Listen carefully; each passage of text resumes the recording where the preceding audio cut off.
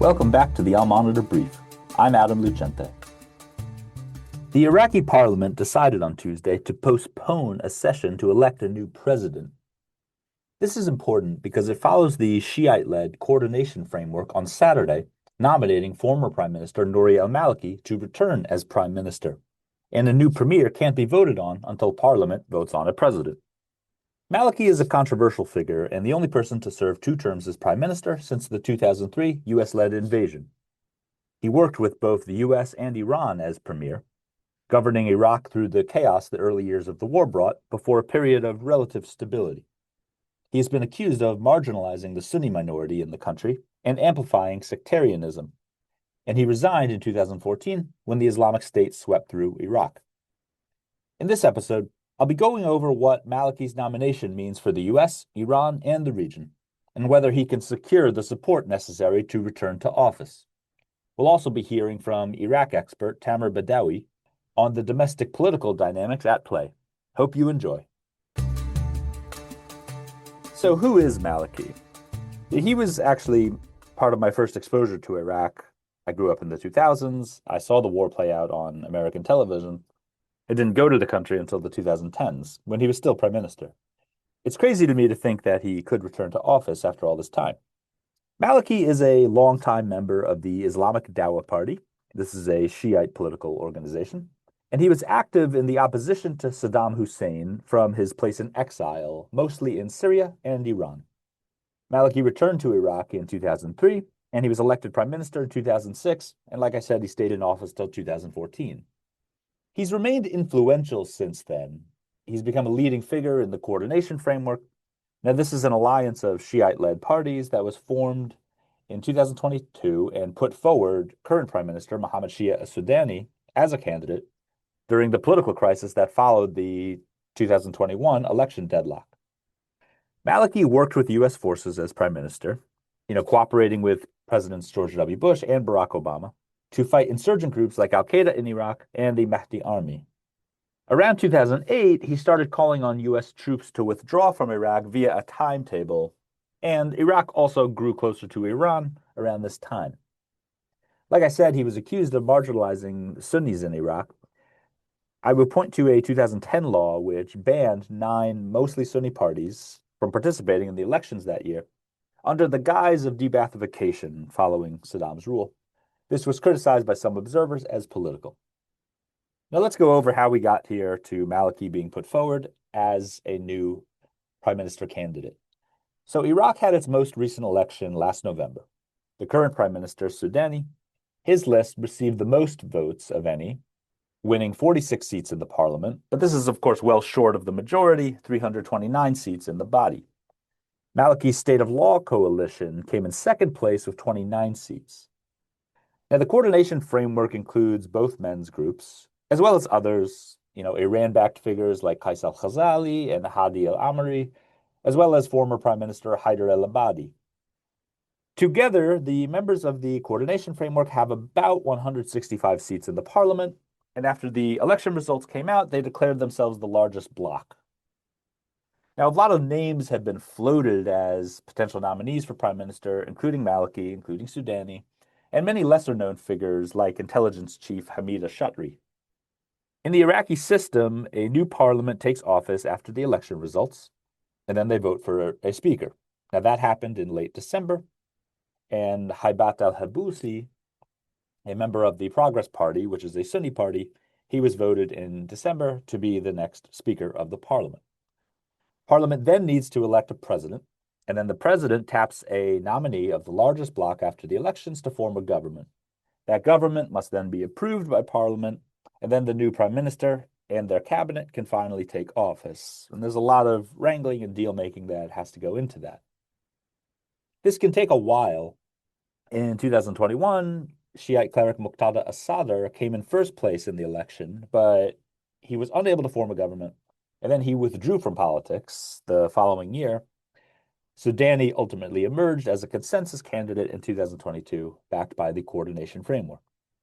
So Maliki could be tapped as the nominee since he's from the largest bloc, but he also may face some opposition. The Sunni bloc, the National Political Council, said Monday that they want a consensus candidate, and that was interpreted by local media outlets as a shot at Maliki. Although it's worth noting that some members of this Sunni coalition later distanced themselves from the statement. Now, the Progress Party said on Tuesday that they will not support any government, quote, led by figures who would drag Iraqis back to the memory of sectarian conflicts. However, this did not mention Maliki directly. Parliament announced on Tuesday it would postpone the session to vote on a president after requests from the Kurdistan Democratic Party and the Patriotic Union of Kurdistan to allow for more consultations. Now, the president usually comes from one of the two major Kurdish parties, while the speaker is a Sunni and the prime minister is Shiite. And the coordination framework had asked Parliament to convene to elect a president when they nominated Maliki on Saturday. So all this is to say that Maliki's return is not imminent, and a lot remains to be seen. I recently spoke to Tamer Badawi, an associate fellow at the Royal United Services Institute and notable Iraq expert, about Maliki's nomination. He said his name emerging was a bit of a surprise. Listen. I think the nomination of Nouri al-Maliki by the coordination framework took most observers by surprise.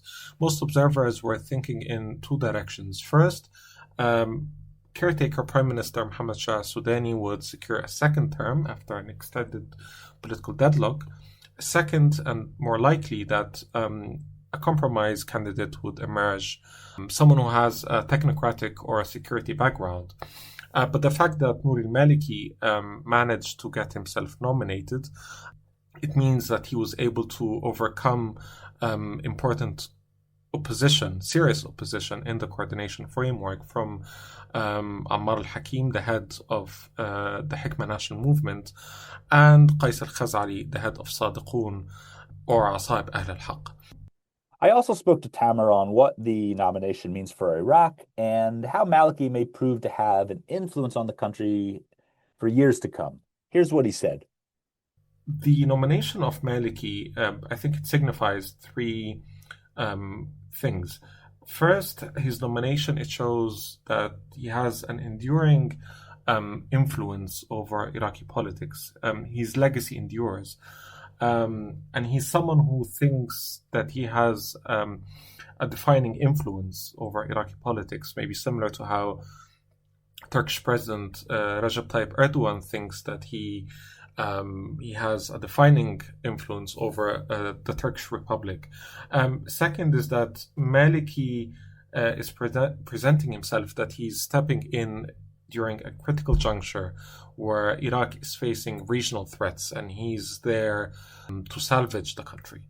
Third, I think he's there to pave the way for his successor, Yasser Sukhail al-Maliki, the head of al-Bashair movement. So not only Maliki is looking to expand his own influence and deliver a political goal he's aiming to deliver, but he also wants his successor to continue his path. And forming a government would be a way to empower his successor. Don't go anywhere. We'll be back with more after this short break. Today's transformation of the Middle East is at the center of global geopolitics. Whether you're an analyst, diplomat, executive, or academic, you need the best reporting and analysis to understand what's really happening on the ground and what it means for the world. Al-Monitor is the award-winning independent leader in Middle East news. From Riyadh to Beirut, Abu Dhabi to Doha, and Baghdad to Tehran, our team of over 100 expert journalists report daily on the top stories driving the regional trends. Download our mobile app and subscribe to Al-Monitor to follow what leaders and decision-makers are reading every day. Go to almonitor.com, that's AL-MONITOR.com, and use promo code POD25, POD25, for a discount. Okay, we're back.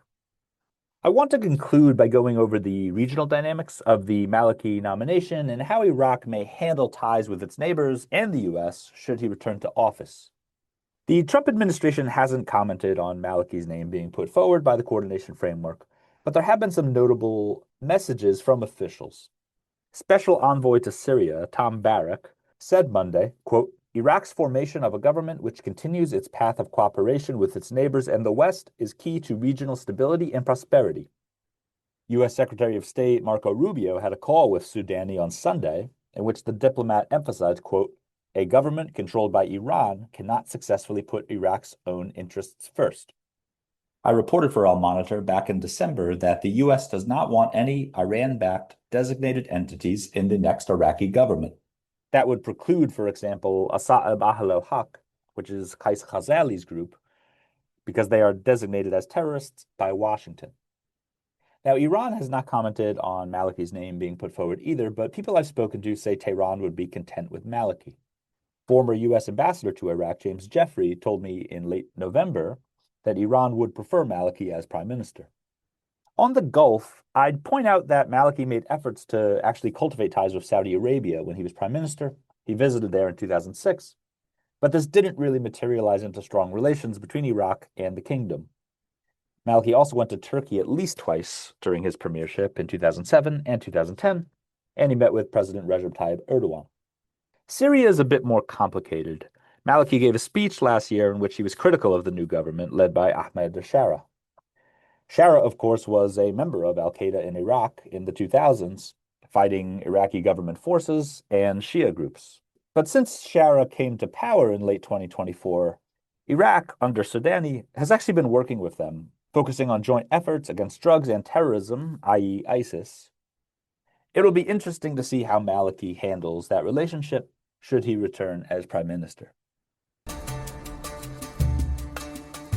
Okay, that wraps up our episode. Thank you for listening to the al-Monitor Brief. Be sure to follow al-Monitor for more on the stories impacting the Middle East. Until next time, I'm Adam Lucente.